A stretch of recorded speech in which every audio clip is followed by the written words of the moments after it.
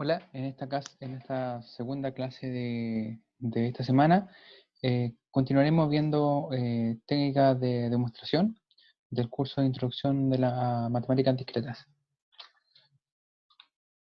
En la clase de hoy día continuaremos viendo técnicas de demostración y particularmente la contrarrecíproca, la contradicción o reducción al absurdo, que son técnicas de demostración que se ocupan bastante en matemáticas.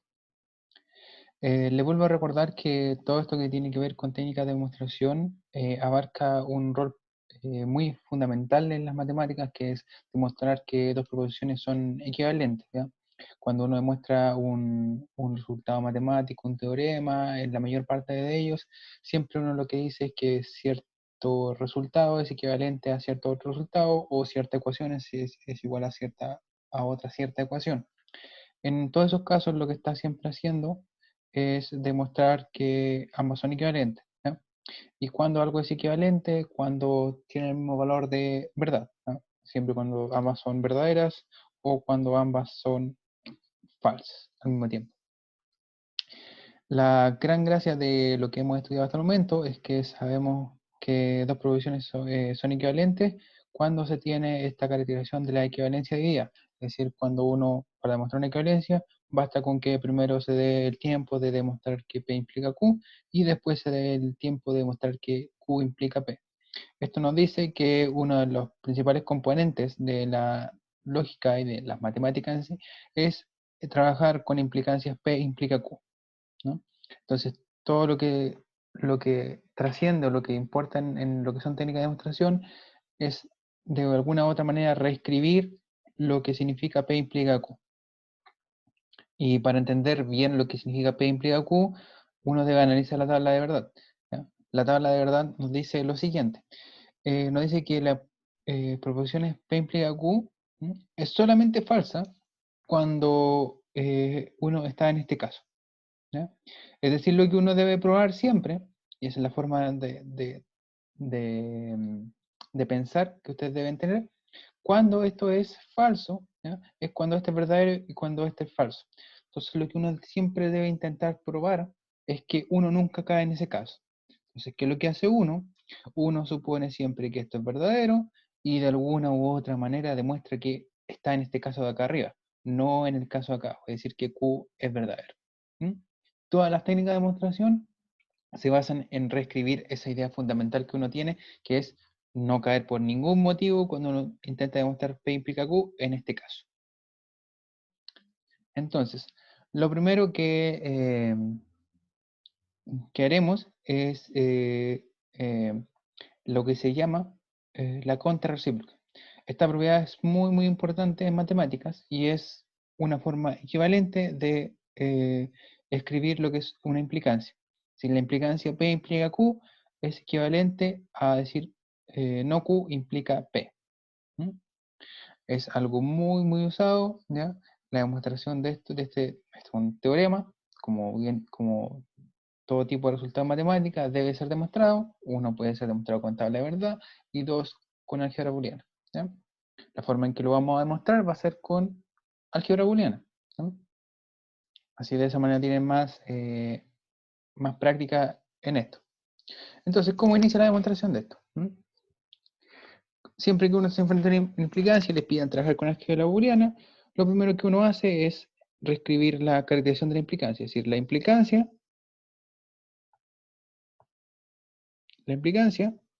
no es nada más que no P o Q.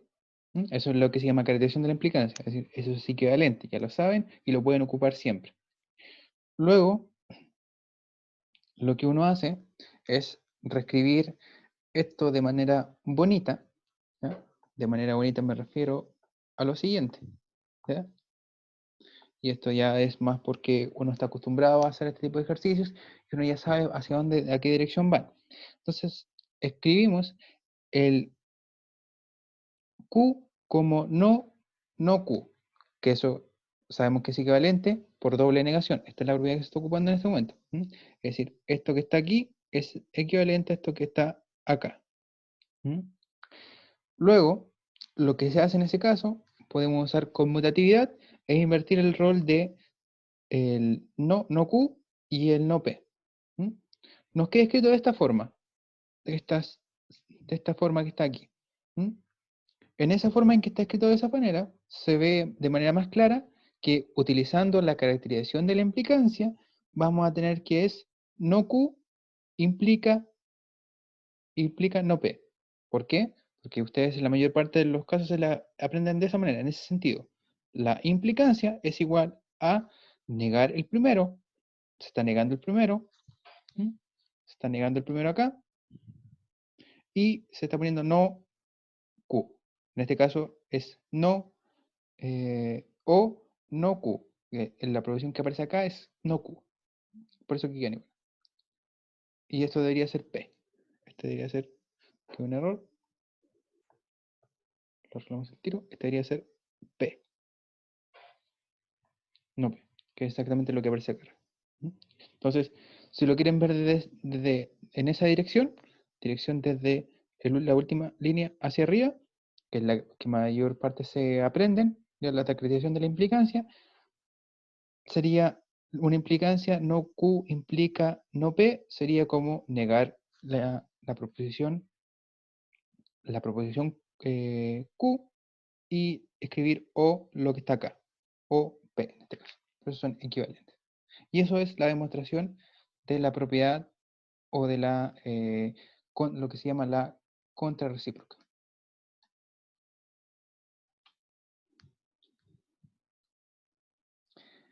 Ustedes me preguntarán en estos momentos ¿de qué sirve la contrarrecíproca o por qué es una propiedad importante o de dónde van siguiendo las técnicas de demostración y por qué eh, son herramientas más útiles o cómo ejemplificar que son herramientas más útiles que lo que aprendieron ustedes, que es el álgebra booleana? Yo les pongo el siguiente ejercicio. En este ejercicio, esta propiedad se conoce, es muy conocida, se llama ley de absorción. Dice lo siguiente: sean P y Q proposiciones lógicas, muestre sin usar tablas de verdad que las siguientes proposiciones son tautologías. ¿Ya? Esta proposición se llama ley de absorción, y demostrarla con tablas de verdad es muy sencilla. ¿Ah? No requiere, no requiere mayores pasos ni nada de eso. Y por otro lado, si uno piensa, cuando ustedes le dicen sin utilizar tablas de verdad, cuando uno piensa en cómo demostrar esta, a uno lo primero que se le ocurre es usar álgebra booleana. ¿Ya? Tampoco parece algo tan grande como para no poder usar álgebra booleana. Y uno diría, ah, sí, al parecer si utilizo álgebra booleana, ¿ya? Las propiedades básicas de la álgebra booleana, me debería salir inmediatamente esta propiedad. Veamos qué pasa. Entonces, intentemos trabajar con este ejercicio.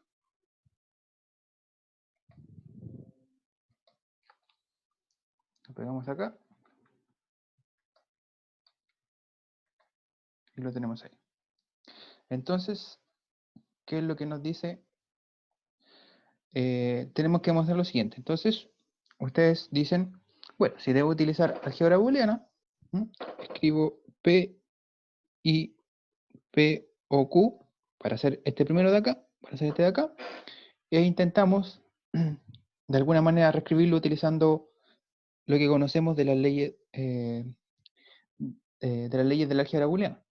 Entonces, lo primero que ustedes observan es que hay una distributividad. Hay un símbolo de I y hay un símbolo de O. Voy a borrar acá. Un símbolo de I y un símbolo de O. Entonces, aparece la distributividad. Entonces, hacemos distributividad una vez y quedaría P y P, paréntesis, O, P y Q. ¿Ya? Y ustedes dicen, segundo paso, entonces digo que puede ser P y esto va a quedar P y P, es simplemente P, y va a quedar P o Q. Y al parecer no avancé mucho, quedó exactamente igual. Entonces, su siguiente idea sería, hagamos otra vez distributividad. Hago de nuevo la distributividad, me quedaría P o P, y me quedaría I me quedaría I, P o Q. Entonces esto me quedaría, esto P o P es nada más que P, y esto me quedaría P y Q. Y volví al principio. Entonces, si se fijan, en este tipo de ejercicios parece muy sencillo de aplicar álgebra booleana, pero no lo es. Se aplican álgebra booleana una y otra vez, se entran en un ciclo. Entonces, ¿cuál es la gracia de lo de acá? La gracia de lo de acá es que es un excelente ejemplo para entender por qué uno ocupa técnica de demostración y por qué uno por ejemplo, le da tiempo a probar proposiciones como lo que son la contrarrecíproca, ¿no? Porque en este caso va a ser muy útil, ¿no? Si nosotros queremos probar lo que está acá arriba, esta proposición, que esto es una tautología, hay una equivalencia. Entonces, la equivalencia dividida nos dice en primera instancia que escribir esto que está acá arriba, escribir P y Q o Q, si solo si P, con paréntesis, es equivalente a, para no hacerla toda de una, es equivalente a, primero dense el tiempo de probar que P y P o Q implica P, y después dense el tiempo de probar que P implica P o no Q, me equivoqué, es P y P o Q. Eso es lo que dice básicamente la equivalencia dividida. Primero intenten probar eso y después intenten probar eso. ¿Ya? Entonces, notemos lo siguiente. Notemos lo siguiente. Primero, esto lo vamos a escribir como 1 y esto lo vamos a escribir como 2.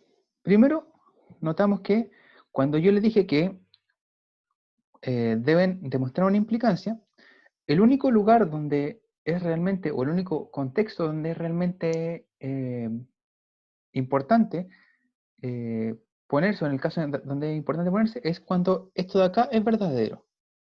¿Ya? Lo de acá es verdadero y intentar demostrar que lo de acá es verdadero. ¿Ya? ¿Por qué? Recuerda, el caso en que eso es falso, inmediatamente esta proposición es verdadera. Así que por eso nadie lo hace. ¿Ya? Nadie se pone y dice, si esto es falso, entonces por regla de implicancia, de inmediatamente es verdadero. ¿No? Nadie hace ese paso. Todos se dedican a, o todos entienden de inmediato que cuando hay que demostrar una implicancia, uno debe demostrar que si este lado es verdadero, entonces el otro lado va a ser verdadero. Entonces, eso es lo que hacemos ahora. Entonces, primero veamos lo que pasa con 2, para que vean que 2 es muy fácil. De mostrar esta equivalencia, la parte 2 es la parte muy fácil. La parte 1 es más compleja. Parte 2, ¿qué es lo que nos dice? Yo debo mostrar que si P es verdadera, esa es la gran gracia, me hace quedarme en un solo, de todos los posibles casos, me hace analizar mediante técnica de demostración una implicancia, me hace quedarme solamente en un caso. Entonces, si P es verdadera, ¿ya? Es como decir, si yo tenía la variable P que puede tomar valor 0 o 1, ¿ya? Cuando yo intento demostrar una implicancia, el único contexto en que me pongo es que el P vale igual a 1. Y cuando ustedes se fijan, cuando resuelven ecuaciones, ¿ya? O cuando hacen álgebra, cuando tienen que trabajar con un número que podría ser cualquier tipo de número, ¿ya? Es más difícil que cuando le dicen, ese numerito en realidad vale 2, vale 3, vale 4. Lo llegan, lo reemplazan y van a ver que todos los cálculos son iguales. Entonces en este caso me dicen que P es verdadera. Y yo entonces analizo el valor de verdad de P y P o Q. ¿Ya? Esta es verdadera y verdadera y o Q, ¿cierto? Porque sé cuánto vale el P. El P es verdadero. No, eso es lo que sé, es lo que está acá. Eso yo lo estoy asumiendo. Entonces esta esta es verdadera y esta verdadero o Q por Absorción es verdadero. Por lo tanto, esto es verdadero. Y eso es la demostración. Para que vean que es muy sencillo. ¿Mm? Ahora, en el caso de esta, es más complicado.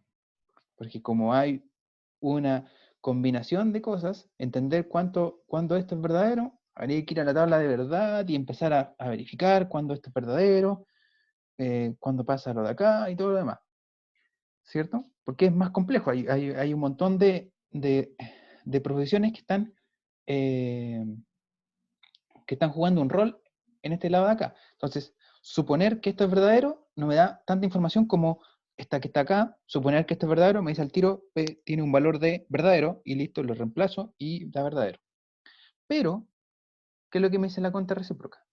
La cuenta recíproca me dice que si quiero mostrar que algo P implica Q, es equivalente a demostrar que no Q implica P, implica no P.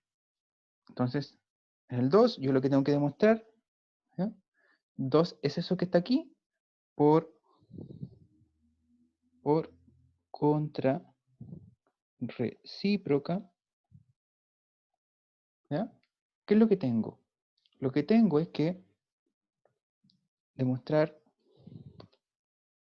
P y P o Q implica P, que eso es lo que queremos, esa es la parte que nos falta, es equivalente a demostrar no P implica eh, no P y P o Q.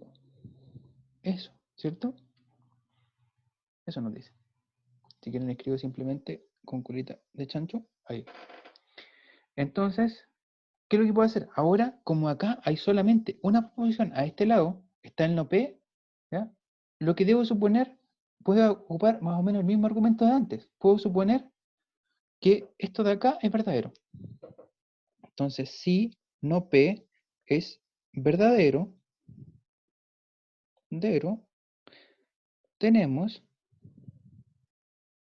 que P es falso. Lo que me da un solo valor de P. ¿Ya? Luego, puedo llegar y reemplazar en la expresión que aparece acá. En esta expresión, quedaría, y analizar el valor de verdad, quedaría no, falso, y falso, o Q. Esta proposición que está aquí, la que está acá adentro, como hay un falso y un i, no importa el valor de verdad de esta, hay absorción, así que esto sería falso, sería no falso, que es equivalente a decir verdadero. Luego,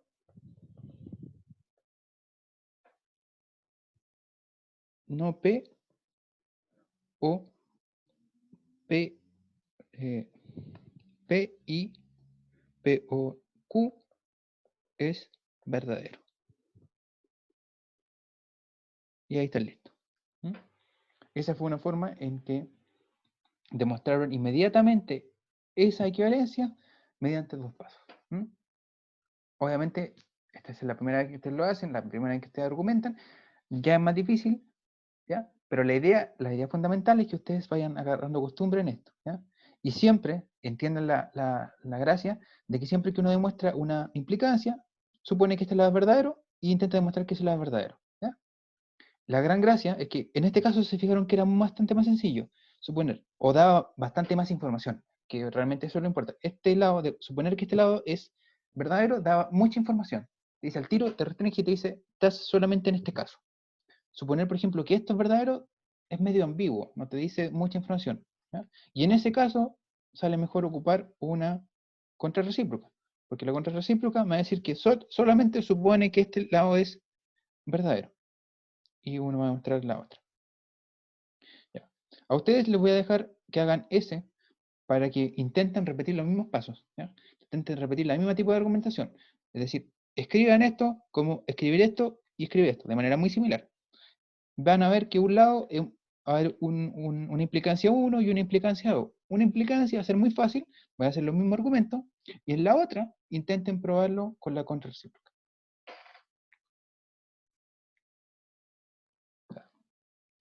Entonces, tenemos las leyes de absorción.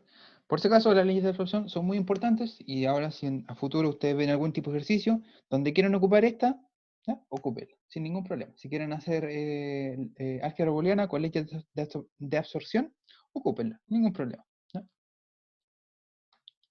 Ahora tenemos otras leyes más que son la contradicción o reacción al absurdo, que van en la misma dirección de pedir o decir cuándo dos proposiciones, cuándo una implicancia o formas de escribir una implicancia, ¿ya? Formas de reescribir una implicancia. Entonces, lo que dice es que si uno tiene proposiciones P y Q, proposiciones lógicas, entonces hacer que el P implica Q es verdadero es también equivalente a decir que P y no Q es falso. Esta es la forma en que más se ocupa. Es otra forma de lidiar con una implicancia. Si se fijan, todo lo que estamos haciendo es formas de lidiar con una implicancia, ¿ya? Que dependiendo de cada ejercicio puede ser que ocupar una, ocupar la otra, sea más útil. Yo les digo, contrarrecíproca y reducción al absurdo, esta que aparece aquí, ¿ya? Son las más ocupadas, ¿ya?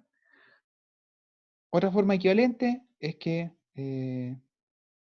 P implica Q equivalente a P y no Q implica falso, que es exactamente lo que está escrito acá arriba. Escrito de otra manera, pero exactamente lo mismo el trasfondo, el mismo trasfondo que está escrito acá. Lo último, decir que Q es verdadero, así solo así, no Q implica falso. ¿Ya? Si se fijan, la gran gracia de esto es que en general acá hay un sí solo sí, es decir, va en una dirección y va en la otra dirección. Y la que está acá dice que solamente lo importante es una dirección. Que es decir, en vez de recorrer dos caminos que uno tendría que ir, volver, acá lo que te dice es que deben centrarse solamente en el caso, en un solo caso. ¿Ya?